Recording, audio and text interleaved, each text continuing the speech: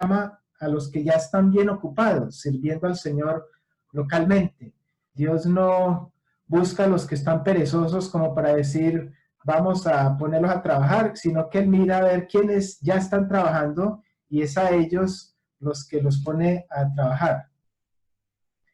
Un ejemplo está en 1 Samuel capítulo 16, versículos 11 al 13. Vamos a leerlos, donde David es ungido por Samuel. ¿Y qué estaba haciendo David, el joven? Pastoreando ovejas. Vamos a mirarlo en 1 Samuel capítulo 16, verso 11. Entonces dijo Samuel a Isaí, ¿son estos todos tus hijos? Después de que les presentó uno por uno los mayores, y él respondió, queda aún el menor, que apacienta las ovejas. Y dijo Samuel a Isaí, envía por él, porque no nos sentaremos a la mesa hasta que él venga aquí. Y envió pues por él, lo hizo entrar, y en fin, y entonces lo unge con aceite, y desde aquel día en adelante el Espíritu de Jehová vino sobre David. Entonces, ¿qué estaba haciendo Davidcito? Ocupado pastoreando ovejas. Y Dios lo llamó de ahí a pastorear las ovejas de Israel. Otro ejemplo en 1 Reyes 19, cuando Elías llama a su sucesor Eliseo. Podemos buscarlo en 1 Reyes capítulo 19.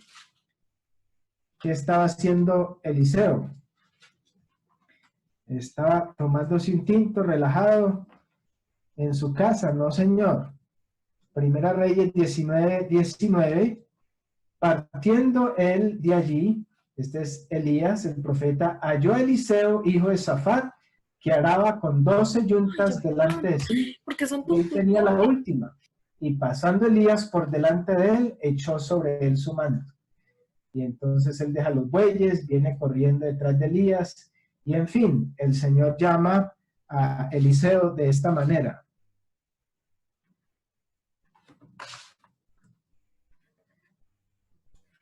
Bueno, yo como hago aquí, es que estas cosas me están tapando para poder ver la presentación completa. Un momentico. No, esto no me... Por ejemplo, del Nuevo Testamento en Hechos capítulo 13, versículos 1 al 3, Pablo y su compañero Bernabé, cuando el Señor los llama al primer viaje misionero, vamos a ver dónde están ellos. En Hechos capítulo 13, versículo 1 en adelante. Dice, había entonces en la iglesia que estaba en Antioquía profetas y maestros, y los enumera, y entre ellos está Bernabé, y está también Saulo, al final del verso 1. Ministrando estos al Señor, ocupado ministrando, y ayunando, dijo el Espíritu Santo, apartadme a Bernabé y a Saulo para la obra a que los he llamado. Y entonces, habiendo ayunado y orado, les impusieron las manos y los despidieron. Y así empieza la labor misionera de estos dos hombres de Dios. Otro ejemplo que vemos también en el Antiguo Testamento es Isaías. Dios coloca en el corazón de sus siervos el llamado especial a servirle. Y en Isaías 6, versículo 8, leemos, después oí la voz del Señor que decía, ¿a quién enviaré? ¿Y quién irá por nosotros? Entonces respondí yo, heme aquí, envíame a mí.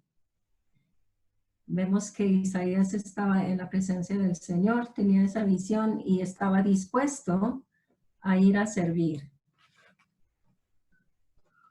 Pues algunos dicen, hablando de misiones internacionales, ¿para qué ir a otra parte cuando hay tantas necesidades aquí mismo?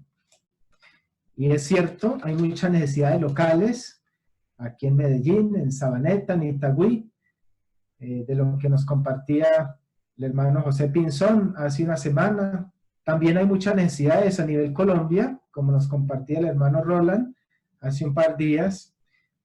Pero la verdad es que Dios llama a unos para esto y a otros para aquello. Ambas cosas son necesarias. Dios nos llama a todos a hacer una función idéntica. Y esto lo vemos claramente en 1 Corintios 12, donde está la ilustración del cuerpo, Cristo como cabeza, nosotros cada uno como miembros de ese cuerpo. Y en 1 Corintios capítulo 12, versículo 4 dice, ahora bien, hay diversidad de dones, pero el Espíritu es el mismo. Hay diversidad de ministerios, pero el Señor es el mismo. Hay diversidad de operaciones, pero Dios que hace todas las cosas en todos es el mismo. Pero a cada uno les da la manifestación del Espíritu para provecho.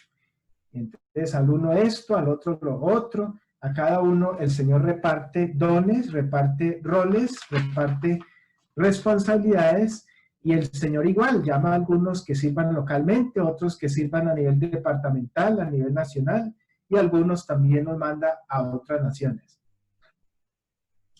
Recordamos en Hechos capítulo 1, versículo 8, pero recibiréis poder cuando haya venido sobre vosotros el Espíritu Santo, y me seréis testigos en Jerusalén, en toda Judea, en Samaria y hasta lo último de la tierra. Y este realmente es la historia del libro de Hechos. Vemos cómo, porque había mucha persecución, los discípulos se esparcieron por todo el mundo. Dios usó la persecución para esparcir los creyentes. Aquí vemos a Esteban, que estaba apedreado, y empezó esa ola de persecución en Jerusalén y resultó en los creyentes esparcidos por todo el mundo. Y recordamos que la persecución también tiene el efecto de dar mucho crecimiento. Y vemos esto durante los primeros siglos de la iglesia. Hay mucho crecimiento durante tiempos de persecución en especial. Y en la gráfica vemos también el apóstol Pablo, que la palabra nos dice que él cuidó la ropa de los que estaban apedreando a Esteban. Y ese mismo hecho le marcó profundamente, tanto que quedó registrado en las Escrituras, y él más adelante sabemos que tuvo su encuentro con el Señor, camino a Damasco, y ya el Señor lo utilizó a él también. Entonces, el libro de Hechos vemos el cumplimiento de ese llevar el Evangelio desde Jerusalén a Judea, luego Samaria y hasta el último de la tierra. Pues la historia de la iglesia en estos últimos 20 siglos nos muestra que el cristianismo fue adoptado eventualmente por el Imperio Romano en el año 380 después de Cristo, y luego se volvió la religión oficial del Estado.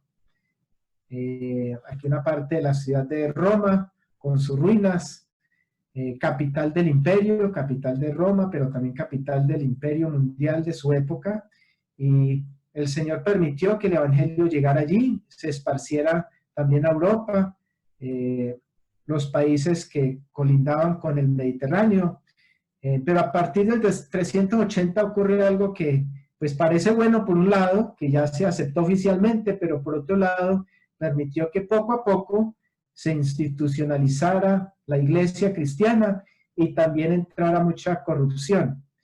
Y este proceso de corrupción continuó hasta la caída de Roma en el año 476, cuando Roma fue invadido y terminó, digamos, esa época del Imperio Romano. Durante los siglos que siguieron, siglo V hasta el siglo XV, lo que llaman los historiadores las edades oscuras y las edades medias, vemos que el Evangelio se estancó.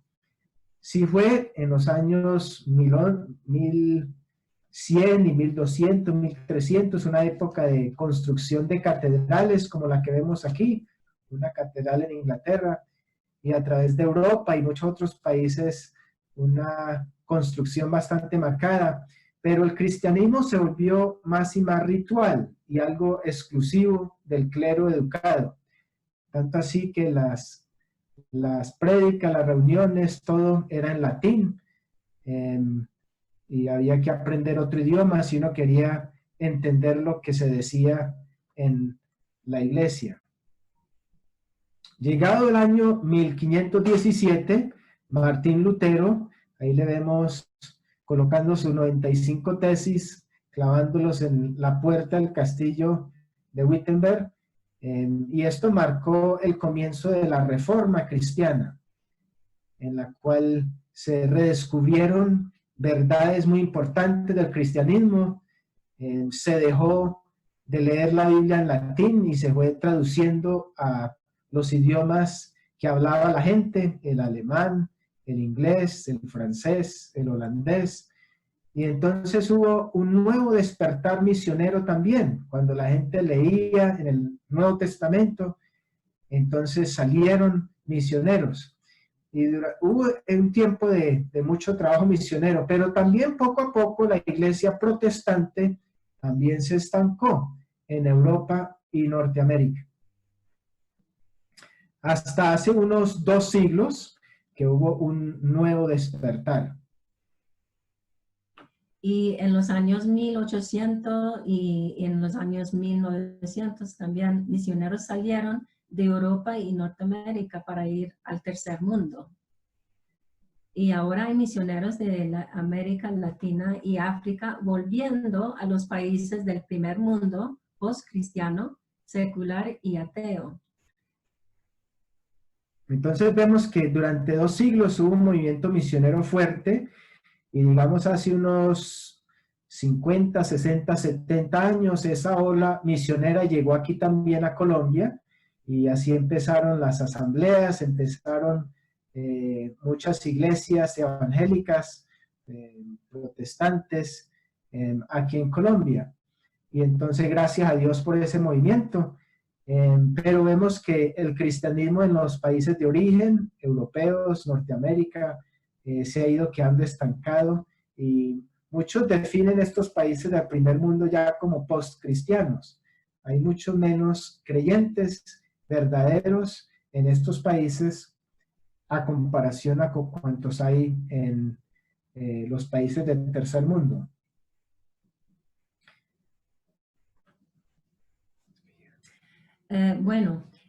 Hay gran necesidad en países opuestos al Evangelio, países musulmanes, ateos y de religiones orientales, tribales o paganas. En Romanos 15, 20 al 21, dice, me propuso predicar el Evangelio donde Cristo no había sido predicado antes. Y vimos en la charla de Roland qué tan lejos Pablo fue, hasta Turquía y Europa. Y entonces su propósito fue predicar donde todavía no había llegado el Evangelio. En nuestro tiempo ahora, estos países musulmanes que son cerrados y ateos como China por muchos años, realmente debemos alcanzarlos, y hay muchos intentos con la radio y con misioneros que van, pero como profesionales, ofreciendo su carrera, pero también trabajando para el Señor. Y la verdad es que también hay oportunidades de alcanzar personas de otras culturas localmente, ya que el mundo moderno se ha vuelto multicultural por las emigraciones. Aún aquí en Medellín encuentra uno bastante extranjeros y se pone a preguntar, y el uno viene de Alemania, y el otro viene de Japón, y el otro es suizo. Y en países como Canadá vemos esto aún más todavía. Entonces, esto de hacer misión internacional y de alcanzar personas de otras nacionalidades, de otros idiomas, lenguajes, para el Señor, no implica necesariamente viajar a estos países, sino aprovechar las oportunidades que Dios concede de llegar a estas personas donde uno se encuentre. En 1 Corintios 9, versículos 20 en adelante, leemos también algo del apóstol Pablo, su deseo, su anhelo. Dice,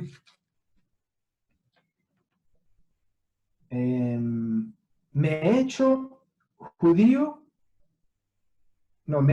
a los judíos como judío, para ganar a los judíos. a los que están sujetos a la ley, aunque yo no esté sujeto a la ley, como sujeto a la ley, para ganar a los que están sujetos a la ley. A los que están sin ley, como si yo estuviera sin ley, no estando yo sin ley de Dios, sino bajo la ley de Cristo, para ganar a los que están sin ley. Me he hecho débil a los débiles para ganar a los débiles. A todos me he hecho de todo para que de todos modos salve a algunos. Y esto hago por causa del Evangelio, para hacerme copartícipe de él. Entonces el anhelo de Pablo, como lo dice también el verso 19, es que siendo libre de todos, él se hizo siervo de todos para ganar a mayor número.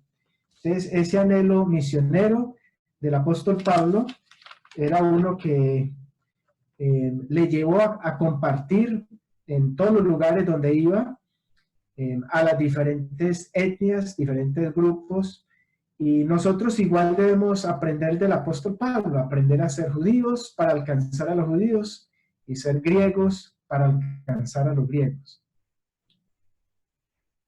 Tenemos un amigo que se llama Daniel Odon en Francia y él tiene ese sistema de compartir la palabra de Dios regalando pequeñas tarjetas de memoria para celulares con miles de idiomas y dialectos. Entonces la idea es entregar estos a los inmigrantes y ellos pueden escuchar la palabra de Dios en su propio idioma y también un mensaje sobre la salvación. Y esto ha sido muy efectivo realmente en poder regalar la palabra de Dios a estas personas. Pues ese uso de tecnología es algo que vemos también en la Biblia. La verdad es que la escritura alfabética venía recién de haberse inventado en la época de Moisés, y él sabemos que estudió, aprendió en la Universidad de Egipto, y seguro ahí fue que esa nueva tecnología que llegó, no de jeroglíficos, que era la forma de escribir antigua, muy difícil, muy complicada, sino una nueva tecnología para escribir, y Dios lo usó a él para escribir los primeros 5 libros de la Biblia, la ley de Dios. Y en tiempos del apóstol Pablo, pues él escribía sus cartas, y en ese tiempo pues se enrollaban los pergaminos, se compartía la literatura de esta forma, y en nuestra época pues tenemos la Biblia impresa, con la cual pues nosotros nos criamos, pero también existe la tecnología moderna de audio, de video, de YouTube, de Zoom, de WhatsApp, de todas estas cosas, y qué bueno utilizar estas cosas también a nivel misionero, poder compartir usando la tecnología que el Señor nos da para que el mensaje llegue a diferentes grupos, etnias, idiomas, naciones, en fin. También en Canadá hemos visto creyentes con este propósito de ir a unos barrios donde hay puros inmigrantes y no hay una iglesia, no hay cristianos allá. O sea, se llama traslado estratégico. Y hay sectores en Canadá, de las ciudades grandes, por ejemplo en Toronto, que tienen varias etnias, y algunos creyentes deciden conseguir vivienda en estos vecindarios para hacer amistades y poder así testificar de Cristo entre ellos. Entonces, vivir la fe delante de estos inmigrantes y así alcanzarlos a través de la amistad y la palabra de Dios. Y pues la ventaja es que no requiere viajar a otra nación, no requiere todas esas complicaciones de visa, de pasaporte, porque es dentro del mismo país, es trasladarse unos 3, 4, 5 kilómetros a un barrio. Por general son barrios un poco difíciles, inseguros, hay problemas, pero entonces lo hacen porque quieren alcanzar a estas personas para el Señor. Entonces son oportunidades también, yo creo que a un local aquí en Medellín, pensar estratégicamente dónde podemos ubicar familias de la asamblea para sembrar nuevos grupos, células, para sembrar más adelante nuevas asambleas. Pues quisiéramos compartir como algunas cosas para considerar en este tema de misión al extranjero. primer lugar, muchas veces hay que aprender otro idioma y esto requiere años para hacerlo bien. Yo me crié aquí en Colombia, entonces conozco el español desde niño, pero cuando llegamos, Mariana y yo de casados, ella tuvo que aprender español de ceros y esto requiere varios años de labor intensiva para aprenderlo bien. Y si uno siente el llamado del Señor a compartir el Evangelio a la Cochinchina, pues hay que ir y aprender el idioma, hay que aprender otra forma de escritura, y esto es una inversión no de una semana ni de meses, sino de años. En segundo lugar, esto de misiones al extranjero, hay que estar dispuesto a dejar la familia, a vivir lejos de los familiares y amigos cercanos que uno tiene. Si el Señor lo está llamando para compartir el Evangelio en el África o en Siberia o en otra nación, es un costo que hay que pagar, es algo que el Señor da la gracia para también afrontar, pero es algo que hay que considerar. En tercer lugar, hay que adaptarse a otra cultura, no exportar su propia cultura, su propia forma de pensar, sino adaptarse localmente para vivir más o menos como lo hace la gente del país.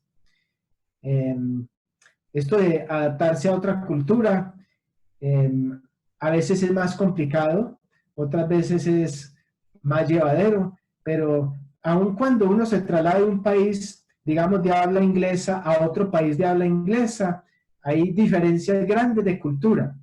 De pronto aquí a nivel colombiano pensamos, bueno, eso de ir a Estados Unidos o ir a Canadá o ir a Inglaterra, eso es más o menos la misma cosa. Y mentiras que entre los gringos, entre los canadienses, entre los británicos, hay mucha diferencia de cultura. Y eso requiere tiempo para adaptarse, para conocerlo, para respetar la forma de actuar de la gente y no esperar que la gente se adapte a la forma de pensar de uno, sino uno, como dijo Pablo, hacerse griego para alcanzar a los griegos. En cuarto lugar, toca adaptarse a otro clima, otra comida, otra forma de vestir, otra forma diferente de vivir. Y ahí nuevamente, quien va a ser un misionero efectivo va con un corazón de adaptarse por amor al Señor y por amor a las personas a quienes va a alcanzar. No se trata de colonizar e importar mi propia forma de pensar y de hacer, sino adaptarme a la forma del país a donde el Señor me lleva. También debe poder adaptarse a otra forma de adorar, cantar y vivir la fe cristiana. Las asambleas en Inglaterra son muy diferentes a las asambleas aquí en Colombia, igual las asambleas en Alemania, en Francia, en Canadá. Y si uno va con la mentalidad de vamos a sacar aquí fotocopias de las asambleas en Canadá o fotocopias de las asambleas británicas aquí en Colombia, pues no va a resultar bien para nada. Y tomando el caso de nuestra hermana Carolina y Osvaldi, están en el Chocó, trabajando entre grupos indígenas, pues ellas tampoco van con la mentalidad de decir vamos aquí a producir una fotocopia de la Asamblea de Itagüí o una fotocopia de la Asamblea de Manizales, porque la forma de actuar, de pensar, de vivir de estas comunidades indígenas es diferente y toca uno como misionero adaptarse a la forma de ser de ellos. A nivel cristiano también, la congregación va a ser diferente, la forma de cantar, la música, los instrumentos, la doctrina es la misma, la palabra de Dios es la misma, pero muchas cosas secundarias, externas, cambian. Pues esto era lo que queríamos compartirles a nivel como de fundamento sobre el apoyo bíblico, digamos, histórico de misiones al extranjero, y quisiéramos compartir un poquito ahora, ya cara a cara, vamos a parar esta y nos vemos otra de las caras. Y entonces la idea es poder compartir un poquito con ustedes, sí, cuál ha sido la experiencia de Mariana y mi persona, porque venimos de dos familias diferentes, nacimos en países diferentes, y cómo el Señor nos trajo aquí de misioneros a Colombia, queríamos como compartir un poquito esto con ustedes. Bueno, yo fui criada en una familia misionera que trabajaba en países árabes como el Líbano, como Egipto, y la cultura allá es muy diferente y hay muchas restricciones, especialmente a las mujeres. La manera de vestir, la cultura es muy diferente a Colombia, muy diferente a Inglaterra. Pero como hija de misioneros creciendo allá, a mí no me dificultó. Los hijos de los misioneros se adaptan muy fácilmente porque eso es todo lo que conocen. Además, nos tocó también hablar en el árabe y ese fue muy normal. Es como un colombiano creciendo hablando el español. Y entonces, yo creo que esto también, mi formación fue una preparación para más adelante adaptar a otra cultura, a la cultura colombiana. Y en el caso mío, pues junto con mis dos hermanos, Felipe y Juan, nacimos en Inglaterra, pero entonces llegamos primero a Costa Rica, donde mis padres aprendieron el español, fueron a un instituto bíblico. Allí nació mi hermana Wendy, en San José de Costa Rica. Y luego de un año vinimos a Colombia, vivimos un tiempo en Cali, luego en Ibagué. Allí nació mi hermana menor Chela, ella es ibaguereña, colombiana, y nos criamos acá. Entonces, igual que Mariana, pues ambos vivimos esa experiencia de nuestros padres, lo cual nos abrió los ojos a la oportunidad también de hacerlo. Y la verdad es que desde jóvenes sentimos ese deseo de servir a Dios como misioneros. No sabíamos dónde, o cuándo, o cómo iba a ser la cosa, pero eso que miramos de Isaías, de ese encuentro de él con el Señor y sentir en su corazón el llamado del Señor diciéndole, ¿a quién enviaré? Y Isaías, después de que su boca fue limpiada con ese carbón encendido, sintió que el Señor lo limpió, dijo, pues, heme aquí, Señor, envíame a mí. Algo semejante sentimos nosotros y es indudablemente parte necesaria para quien siente ese llamado a servir al Señor. También como crecimos en las asambleas, estuvimos activos sirviendo en nuestra asamblea local. Como hemos visto en la Biblia, el Señor llama a personas que ya están sirviendo, ya están ocupados en servir en su propio local, ¿cierto? En su iglesia. Y entonces esa es una buena preparación para poder ir a otra parte y poder compartir. Si uno tiene ya la experiencia de trabajar en la escuela dominical o entre los jóvenes o con las mujeres, las damas, también yo creo que Andrés desde muy joven aprendió a predicar y ese le sirvió también esa experiencia para poder más adelante servir como misionero. Pues Mariana con su familia tuvo que salir del Líbano por la guerra civil que hubo allí y entonces a la edad de 15 años llegó a Inglaterra, terminó su bachillerato y empezó la universidad. Yo igual terminé mi bachillerato acá y me fui para Inglaterra a estudiar y ambos escogimos profesiones que nos abrirían puertas en países extranjeros para servir al Señor al mismo tiempo que trabajaríamos. Primero estudié para ser ingeniero y luego como profesor y Mariana también docencia. Y la verdad es que uno de docente sí se le abren puertas, docentes bilingües para vivir en otros países y entonces le pedimos al Señor, Señor, muéstranos dónde y cómo podemos hacer para sostenernos con nuestra profesión y al mismo tiempo servirte a ti. Otro punto importante es cuando uno está considerando servir en otro lugar, otro país, escoger a alguien con quien puede servir. O sea, el noviazgo y el matrimonio tienen que ver enfoque también en que la persona con quien uno va a casarse tiene el mismo sentir y no casarse con alguien que realmente no está interesado en salir de su país ni servir en otro país más lejos.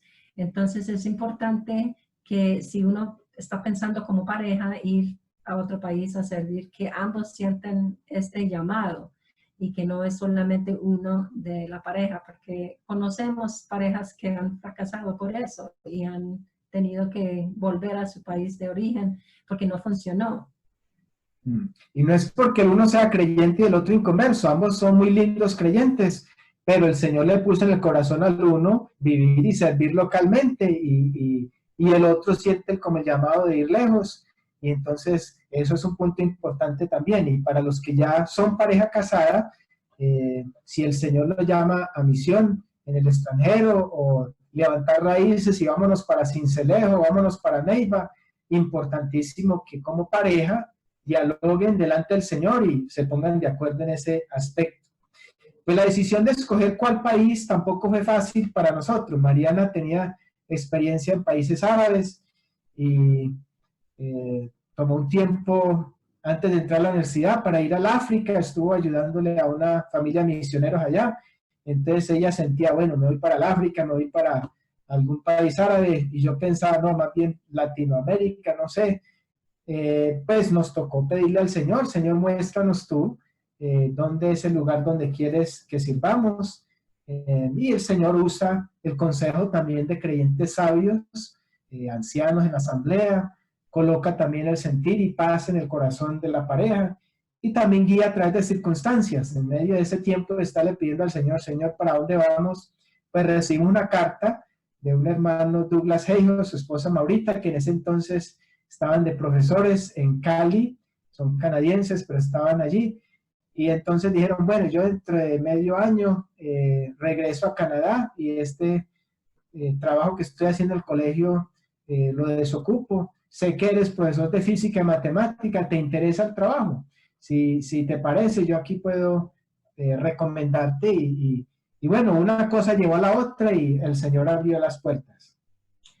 Como hemos dicho, tuvimos preparación como profesores y entonces venimos a Colombia como profesores profesionales y entonces el colegio ya tenía un puesto para nosotros a trabajar. Ese fue importante para poder conseguir el permiso de entrar al país a trabajar, una carta de invitación y también ese trabajo ya esperándonos.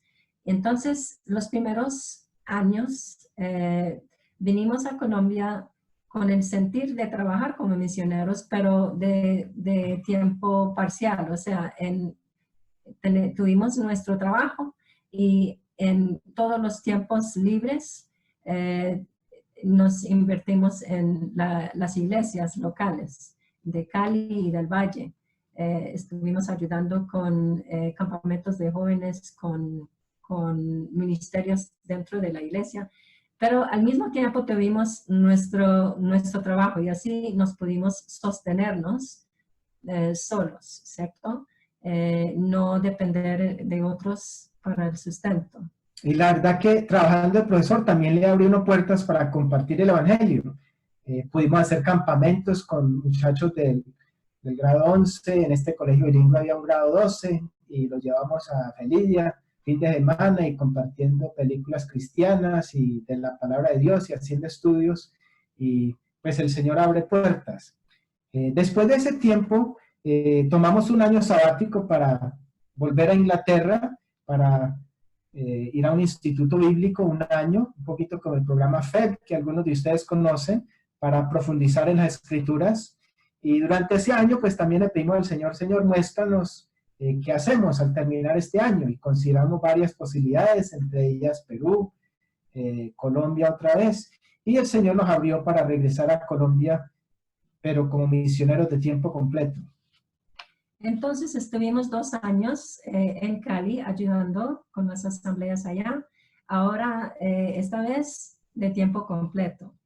Y después de esos primeros 2 años sentimos el llamado del Señor para ir a otra parte donde no había asamblea y fuimos a Manizales con el propósito de plantar una asamblea allá, junto con la familia Villamil.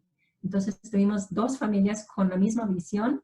Ese realmente fue una respuesta de oración de cada pareja, porque ambas parejas estaban orando que el Señor les supliera otra pareja, porque es mejor ir, ¿cierto? 2 en 2. Entonces 2 parejas fueron y así empezó la obra allá en Manizales. Y el Señor fue añadiendo otros. Por ejemplo, allí conocimos al joven Gregorio Taborda, que llegó como técnico reparando líneas telefónicas y trabajando con una empresa.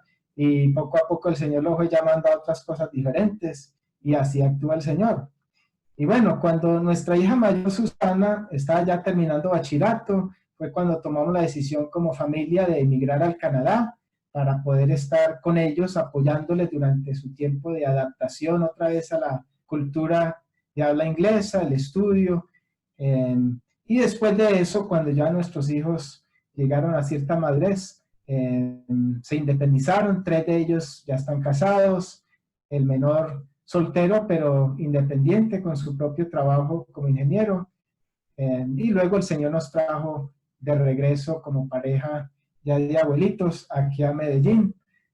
Todavía tenemos algunos cartuchos por quemar, entonces dijimos, Señor, aquí estamos dispuestos a servirte en lo que tú tengas para nosotros, y así fue que el Señor nos trajo de regreso acá.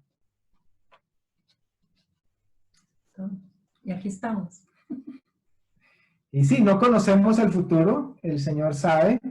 La idea, pues como lo hemos compartido desde el comienzo al llegar aquí a Medellín, es compartir un tiempo determinado, más o menos unos 5 años. Vamos ya 4 años cumplidos y pidiéndole al Señor, Señor, sé tú indicándonos que este tiempo sea un tiempo como de fortalecer, de ayudar en esta asamblea. Y así como el Señor nos sacó de Manizales a otro sitio, nos sacó de Cali a otro sitio, ¿a dónde tienes para nosotros? No tenemos idea. Nuestros hijos a veces nos preguntan y decimos no sabemos, habrá que preguntarle al patrón, él es el que sabe, él es el que sabe dónde coloca sus piezas. Pero la idea es esa, de poder ser instrumentos para ayudar a sembrar este deseo de hacer misión, de ser activos compartiendo el Evangelio, y ese es el propósito con el cual el Señor nos trajo aquí, y también el propósito de compartirles a ustedes esta noche. No porque nosotros seamos una pareja ejemplar, ni que nuestra historia sea digna de imitar, pero algo aprendimos en el camino, y ese poquito que aprendimos en el camino quisimos compartirlo con ustedes, y sobre todo esos principios de la palabra de Dios, porque Él es el que llama a sus siervos y Él es el que dice quiénes son los que sirven localmente, quiénes son los que visitan veredas, pueblos aledaños, quiénes son los que viajan más lejos, y quiénes son los que se van para no sé, para Uzbekistán y para Pakistán y para la India y para quién sabe dónde más. El Señor sabe a dónde llama a sus siervos.